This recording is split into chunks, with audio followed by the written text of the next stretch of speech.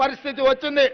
నల్గొండ జిల్లాలో హైదరాబాద్లో కాలుష్యాన్ని తీసుకెళ్లి నల్గొండ జిల్లాలో మూసీ రివర్ కింద వ్యవసాయం ఏదైతే చేస్తున్నారో దాదాపుగా 50-60 వేల ఎకరాలలో పంట పండించుకుంటున్నారో ఇవాళ పంట కూడా దెబ్బతినే పరిస్థితి, కాలుష్యానికి బలయ్యే పరిస్థితి ఉంది.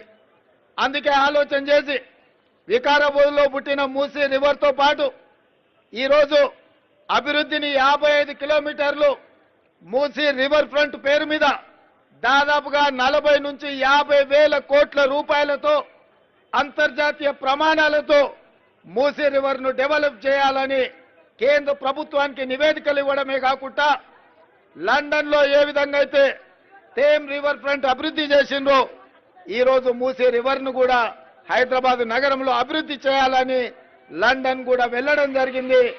ఎంఐఎం నాయకుడు చాంద్రాయణగుట్ట ఎమ్మెల్యే అక్బరుద్దీన్ ఓవైసీ గారిని కూడా తీసుకొని వెళ్లడం జరిగింది. తొందరలోనే 55 కిలోమీటర్ల మూసీ రివర్ ఫ్రంట్ ని వైబ్రెంట్ తెలంగాణ 2050 పేరు మీద ఒక మంచి అభివృద్ధి ప్రణాళికతోని ఈరోజు మనం ముందుకు వెళ్లాలనుకుంటున్నాం.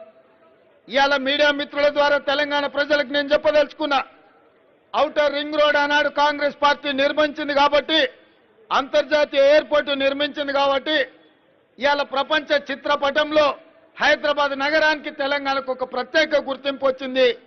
లక్షలాది కోట్ల రూపాయల పెట్టుబడులు ఐటీ కంపెనీలలో వచ్చినాయి.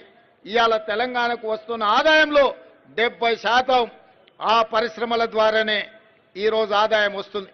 అందుకే ఔటర్ రింగ్ రోడ్ వరకు ఉన్న ఈ మొత్తం హైదరాబాద్ నగరాన్ని వివిధ మున్సిపాలిటీలు, మున్సిపల్ కార్పొరేషన్లు, గ్రేటర్ హైదరాబాద్ మున్సిపాలిటీ కింద ఈరోజు వివిధ రూపాలలో గ్రామ పంచాయతీలలో ఉన్నాయి.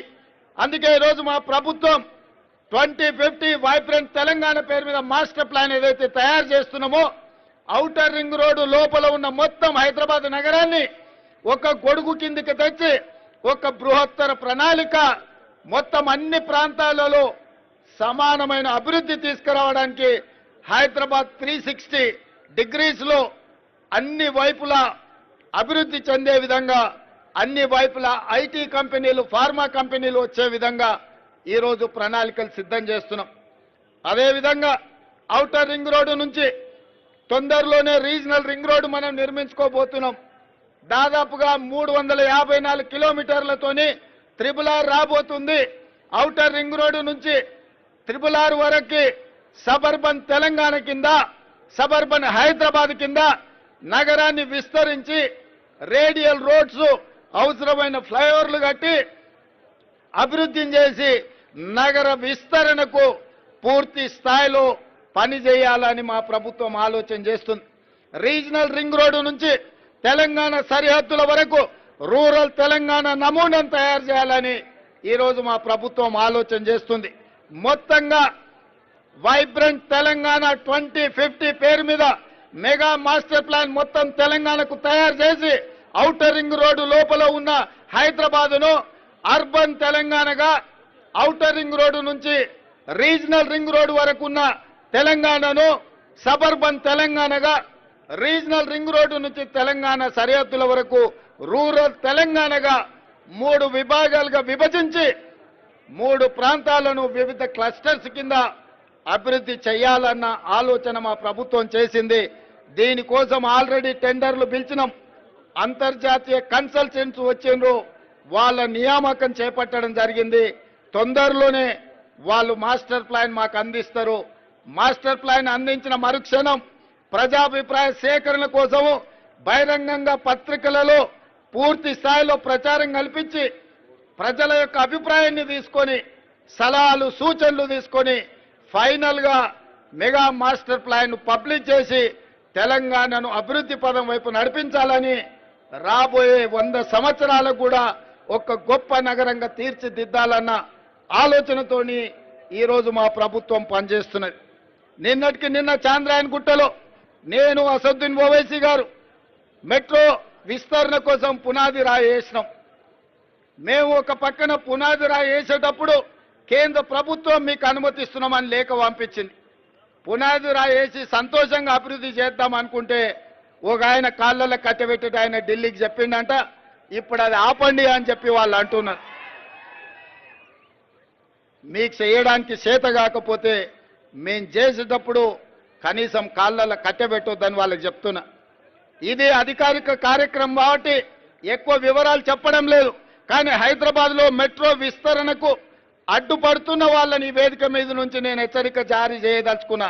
హైదరాబాదు నగర అభివృద్ధికి మీరు అడ్డం పడి కేంద్ర ప్రభుత్వాన్ని ఉసిగొల్పి అడ్డుకోవడానికి ఏదైతే ప్రయత్నం చేస్తుండ్రో ఇది మంచి ప్రయత్నం కాదు.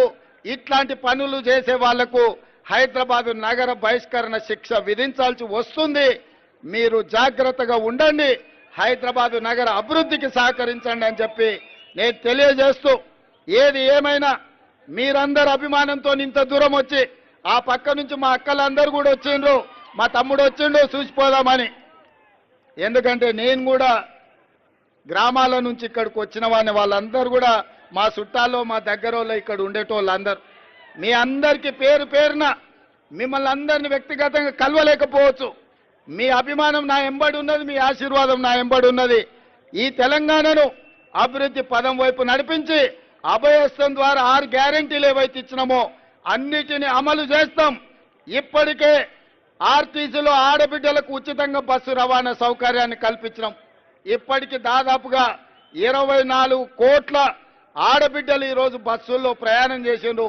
ఆర్టీసీ నష్టాలలో ఉండి కార్మికులు ఆత్మహత్యలు చేసుకునే దాని నుంచి ఇప్పుడు లాభాల వైపు నడుస్తుంది.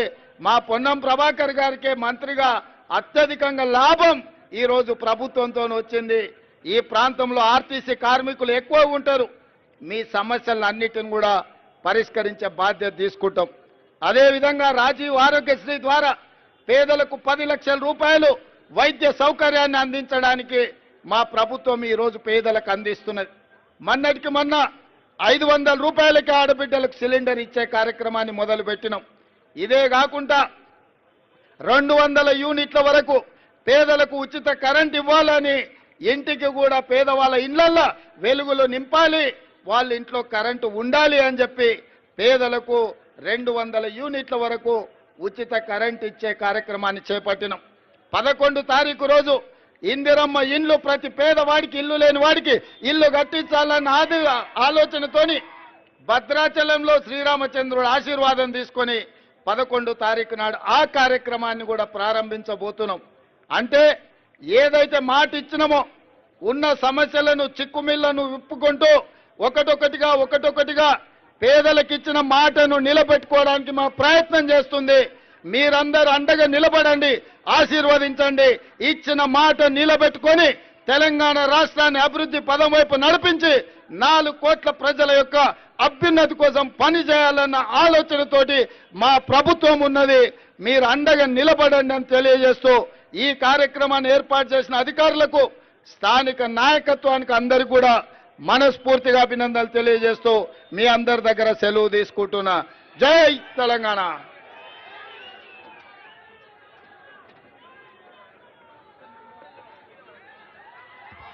తెలంగాణ ఆశాకిరణం అభివృద్ధి